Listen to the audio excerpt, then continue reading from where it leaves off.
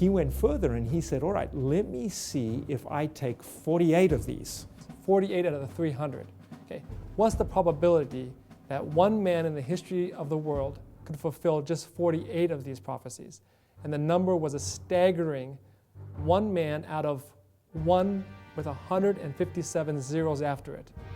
That number is so big, just to give you an idea, scientists have determined that there are only one with 80 zeros after it, atoms, in the entire universe. That's not just our planet or our solar system or our galaxy, but the entire universe only has one with 80 zeros after it. What you've got in here is you've got something so remarkable that the whole universe can hold it. In fact, this is what Peter Stoner said. He said, any man who rejects Christ as the Son of God is rejecting a fact proved perhaps more absolutely than any other fact in the world.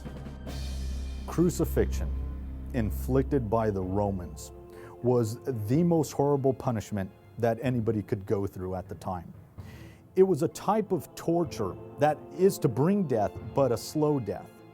People were impaled on a cross or on a pole. Nails were put through their hands and through their feet. The feet would have been placed together.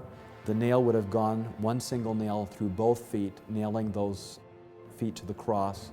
And the individual then, as he hung on the cross, would have to lift himself up every single time he breathed on those feet in order to allow his diaphragm to expand.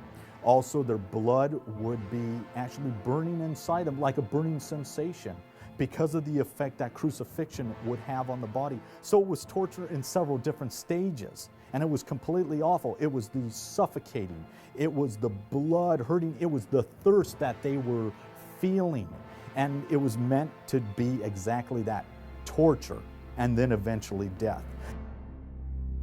Now, there were some people in the early Christian age who didn't like the fact that so many people were becoming Christians because of this passage.